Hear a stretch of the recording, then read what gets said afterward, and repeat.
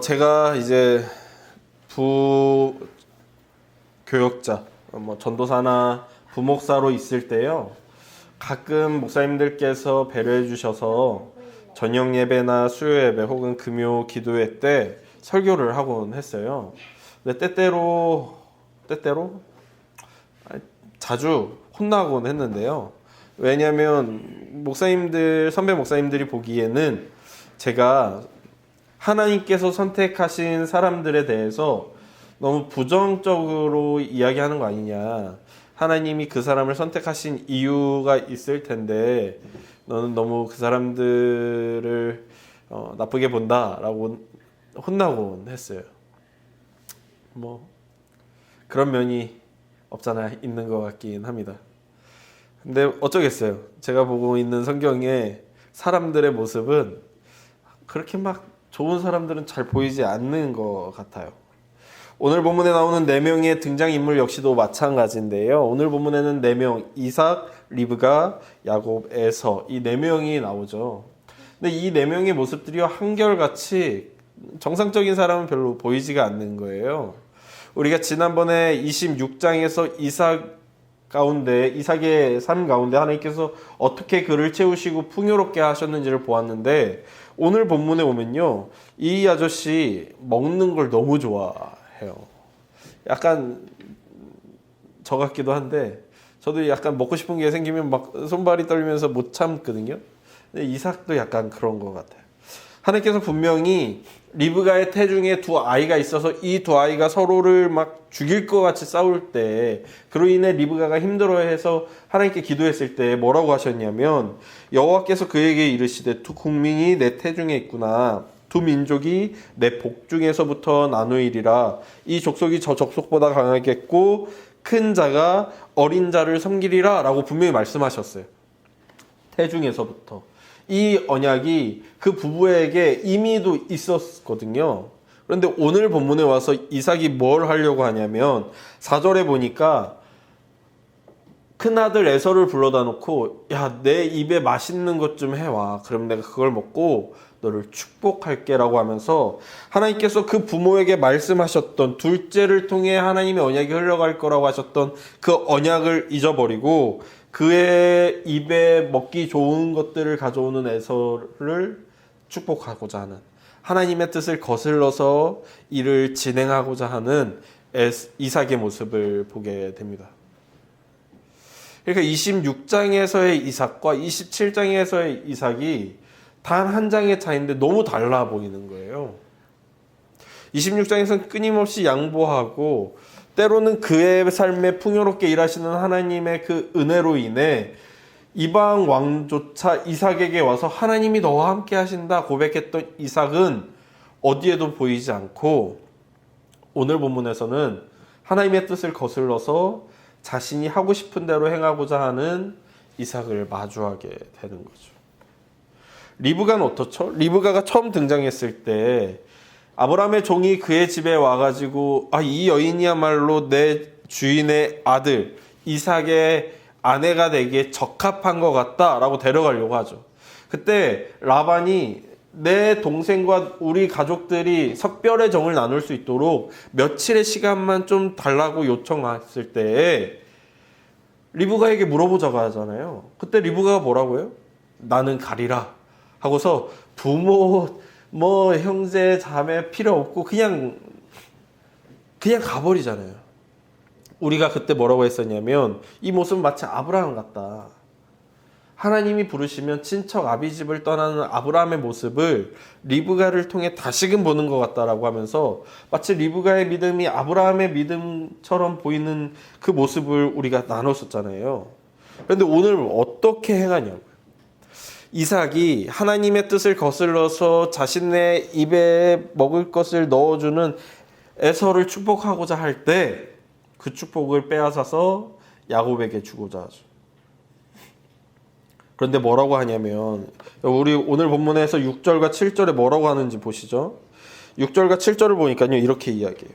리브가가 그의 아들 야곱에게 말하여 이르되, 내 아버지가 내 형 에서에게 말씀하시는 것을 내가 들으니 이르시기를 나를 위하여 사냥하여 가져다가 별미를 만들어 내가 먹게 하여 죽기 전에 여호와 앞에서 내게 축복하게 하라 라고 이야기해요.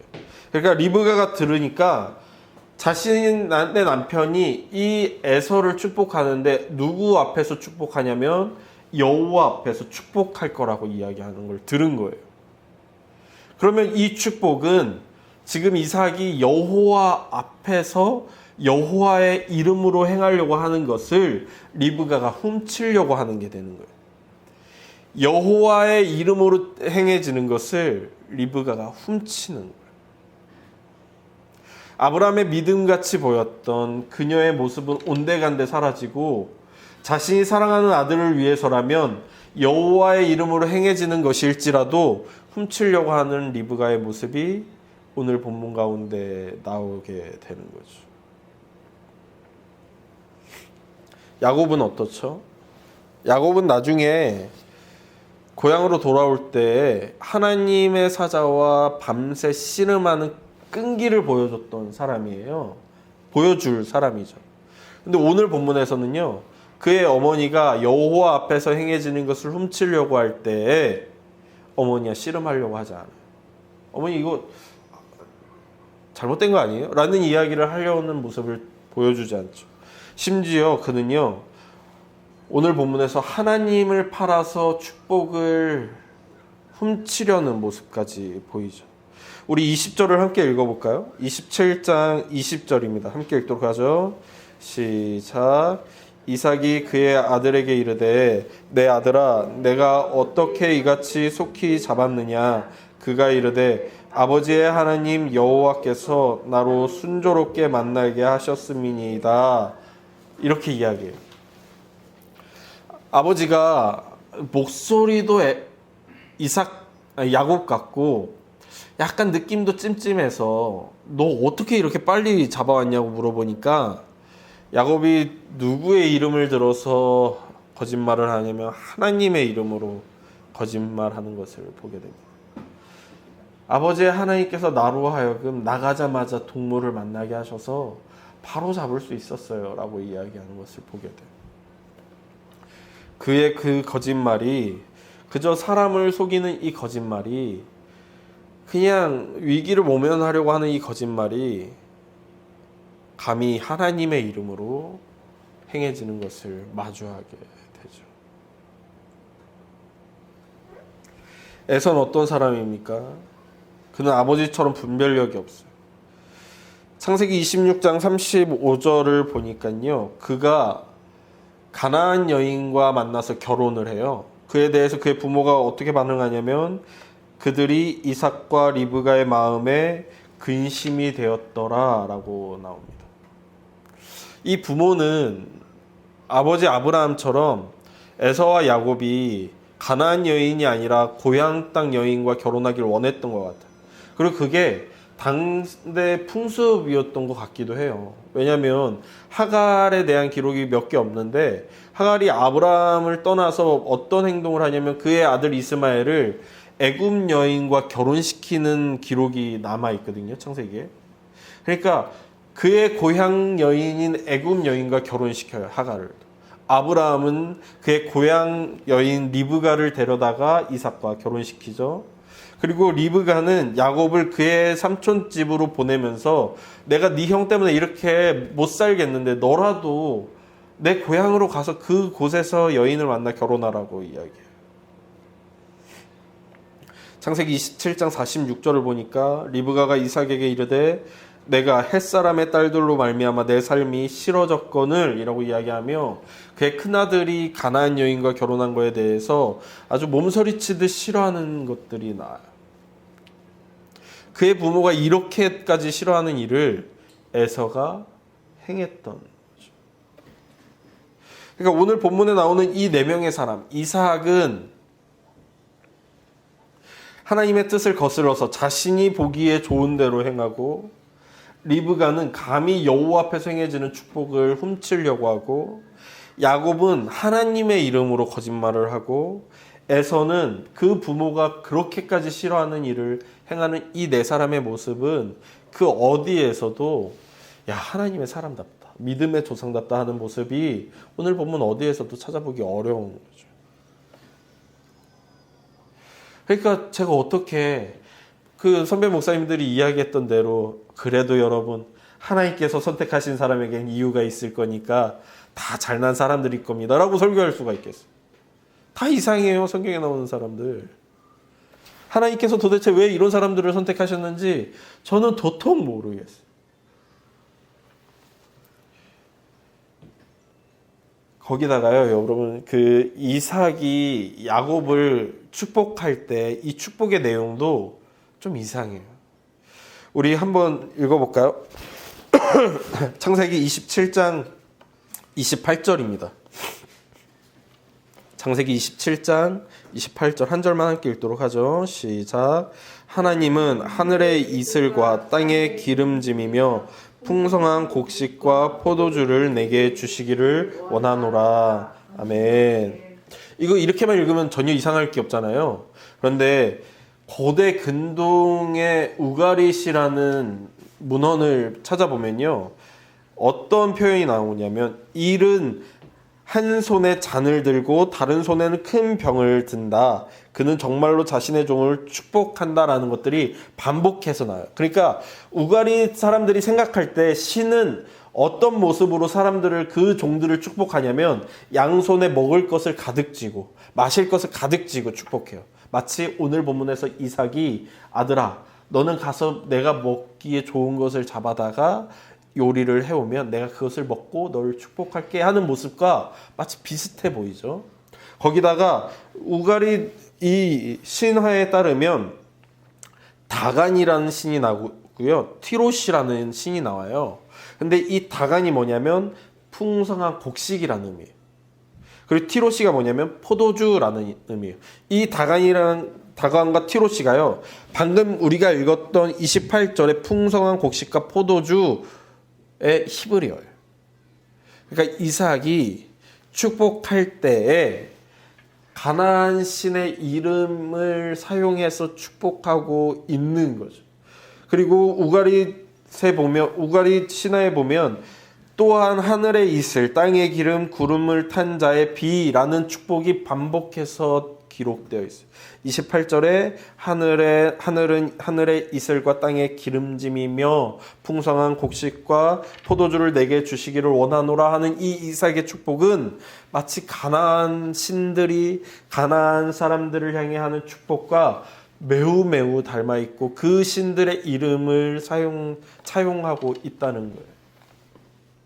저는 이걸 이삭이 가나안 사람들의 그 신화를 따라했다라고 이야기하고 싶은 건 아닌데, 단 뭘 얘기하고 싶은 거냐면 이삭의 이 축복은 이삭이 살고 있던 시대의 한계를 결국에는 초월하거나 넘어설 수는 없다라는 걸 이야기하고자 하는 거예요. 이삭이 보기에도 가나안 사람들이 하고 있는 이 축복은 너무 축복처럼 보이는 거죠. 그리고 하나님도 그런 축복을 하실 거라는 생각을 하고 있는 거예요. 이삭의 인식의 한계인 거죠. 그러니까 오늘 본문에 나오는 사람들은 하나같이 이래요. 하나같이 하나님의 이름을 함부로 이야기하거나 혹은 그 시대가 가지고 있는 한계 안에 머물러 있는 사람들인 거예요. 그런 모습은 우리 가운데에도 동일하게 있죠. 우리는 지금 여기에 앉아있는 우리 모두는 사실 겉으로는 지난 한 주가 아무런 일도 없었던 것처럼 최대한 깨끗하게 씻고 최대한 깔끔한 옷을 입고 이 자리에 나와서 아무 일도 없었던 것처럼 앉아있곤 하잖아요. 하지만 우리 마음속에 우리의 욕망과 탐욕, 우리의 죄성이 얼마나 가득하냐. 선배 목사님들이 항상 설교하실 때마다 그래 왔잖아요. 내 인생이 CCTV처럼 24시간 방송된다면 난 차마 사람들 앞에 설 수 없을 거라고 선배 목사님들이 항상 설교했었거든요. 저도 마찬가지고 여기 저 말고도 있는 2명의 목사님 역시도 마찬가지걸요. 여기서 자기 모습이 24시간 온 세상에 방송된다면 당당하게 내가 목사입니다라고 말할 수 있는 사람이 누가 있겠냐고요. 근데 목사들만 그러겠냐고요. 여기 권사님들, 여기 마치 아무 일도 없는 것 같이 이렇게 앉아 계신 분, 심지어 요 아이들이라고 다르겠냐고. 우리 안에 있는 욕망의 추악함, 탐욕의 추악함이 하나님 앞에서 완벽하게 완전하게 드러날 때에 우리의 그 더러움은 사실 이삭, 야곱, 리브가, 에서와 크게 다르지 않은 것을 우리 모두 알고 있죠. 우리가 이삭의 축복이 가나안 사람들의 그 시대의 한계에 갇혀 있다고 해서 손가락질할 수 있겠어요? 우리는 우리 시대의 한계에 갇혀 있는 거죠. 제가 20대 초반에 그리고 사역을 처음 시작했을 때 제가 가는 교회마다 목사님들이 내가 중고등부 사역할 때는 행사하면 80명, 90명씩 오는데 자네는 왜 행사하면 10명밖에 안 오냐고 막 그러면 옛날 얘기 하신다. 꼰대 같은 얘기 하신다. 그때는 막 그냥 천막만 펴고 또 올 때지. 지금이 무슨 시대인지 아시고 저런 소리 하시나 했었는데 그렇다면 저는 저의 시대의 한계에 갇혀 있는 거죠. 제 앞선 세대가 하나님을 인식했던 시대에 갇혀 있었다면 저는 저의 시대에 갇혀 있는 거예요. 하나님에 대한 이해, 하나님에 대한 어떤 저의 관념, 저의 어떤 믿음은 결국 제 안에 저의 그 좁은 소견에 갇혀 있는 우리의 인식이 얼마나 부족하냐고요. 사회생활만 해봐도 그렇죠. 제가 군대에 처음 갔을 때 가장 당황스러웠던 건 선임이 저를 끌고 다니면서 모르는 거 있으면 물어봐 라고 이야기해놓고서는 모르는 게 있어서 물어보면 왜 그것도 모르냐고 구박하고 안 물어보고 하면 왜 안 물어보고 혼자 그렇게 했냐고 혼내는 거예요. 어쩌라고. 물어보면 물어본다고 뭐라고. 안 물어보면 안 물어본다고. 그리고 모르는 내가 제일 큰 문제는 내가 뭘 모른다는 게 모르는 걸 그게 가장 큰 우리의 한계 아니에요? 내가 뭘 모르는지 알아야 물어보지. 여러분 사회생활 해보면 그렇지 않아요? 우리의 인식의 한계인 거죠. 제 주변에 신학 박사들이 많아요. 박사님들한테 와 공부를 그렇게 열심히 했으니까 얼마나 많이 아세요? 그러면 야 박사를 따보니까 내가 뭘 모르는지 알겠어 라고 이야기하더라고요. 박사를 딴다는 건 내가 더 많이 하는 게 아니라 내가 뭘 모르는지 깨닫게 되는 과정이라고 이야기해요. 우리의 인식의 한계는 시대를 뛰어넘기가 어렵죠. 우리 모두가 마찬가지. 우리도 그렇기 때문에 오늘 본문에 나오는 이 이삭, 리브가, 야곱, 에서랑 하등 다르지 않다는 것이 우리의 삶의 고백이기도 합니다. 그때 하나님께서 일하기 시작하시죠. 하나님께서는 이삭의 어리석음, 리브가의 어리석음, 야곱의 탐욕, 에서의 분별력 없음을 그리고 그 시대의 한계를 사용하셔서 그분의 뜻을 이뤄 가십니다. 그 탐욕을 사용하셔서 결국에는 첫째 에서가 아닌 둘째 야곱이 이삭의 축복을 받게 하시죠. 그렇다고 해서 야곱의 탐욕을 긍정하지도 않으세요. 에서가 막 분이 나가지고 죽여버리겠다고 막 하니까 그로 하여금 아버지 이삭의 집을 떠나가게 하죠. 처음에 이게 몇 날일 줄 알았어요. 44절을 보니까 리브가가 야곱을 보내면서 야 며칠만 몇 날만 삼촌 라반의 집에 가 있어. 네 형이 화가 좀 식으면 내가 사람 보내서 너 다시 오게 할게 라고 말하죠. 근데 그 몇 날이 몇 년이 되고 몇십 년이 될 줄은 누구도 생각하지 못했던 일입니다. 심지어 그렇게 사랑하던 엄마의 죽음을 곁에서 지키지 못할 세월이 갈 거라고는 그 누구도 알 수 없었죠. 하나님께서 그 여정을 통해 야곱의 욕망을 다스려 가기 시작하시는 거죠. 그 시작이 바로 오늘 아버지의 집을 떠나는 거였습니다. 몇십 년이 될 줄 알았다면 그리고 그 사랑하는 엄마의 죽음을 곁에서 지키지 못할 것을 알았다면 갈 수 없던 그 길을 몰랐기에 걸어가게 되는 거죠. 사실 우리도 여러분 하나님 처음 믿고요. 하나님 믿는 게 이렇게 고단하고 피곤하고 힘들지 않았다면 가셨겠어요. 제가 목사를 하겠다고 신학을 하겠다고 했을 때 우리 담임 목사님이 야야 그거 진짜 힘들다 라고 하셨다면 참 그렇게 얘기 안 하시고 천사도 부러워할 길이라고 하셨는데 속았다라는 생각이 문득 드는 거죠. 제가 큰아들을 낳고 둘째 아들을 낳고 부모님께 축복을 받았던 그날을 기억하며 여전히 속았다고 생각하는 건 왜 우리 엄마 아빠는 아이를 낳으면 이렇게 피곤할 일이 많다는 걸 알려주지 않았을까라는 생각이 들기 때문이죠.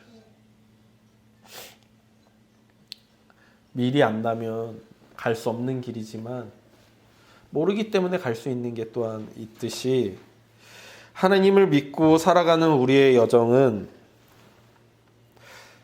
스스로는 알지 못할지라도 하나님의 인도하심이 우리의 삶을 주관하실 때 때로는 피곤하고 때로는 고단하고 때로는 내 생각과 다른 그 여정을 통해 빚으실 하나님의 은혜가 있음을 믿기 때문입니다. 결국 그렇게 이삭도 리브가도 야곱도 에서도 하나님 앞에 연단받게 되겠죠. 그리고 그들이 야곱이 이스라엘로 변화되는 그 과정을 통해 우리도 동일하게 그저 이영석에서 하나님의 사람답게 변해가는 그날을 꿈꾸게 됩니다. 그렇게 되면 저는 그리고 우리는 욥과 같이 고백하게 되겠죠. 나의 길 오직 주가 하시나니 나를 단련하신 후에 내가 정금같이 주께 나아갑니다. 우리 모두의 고백이 되기를.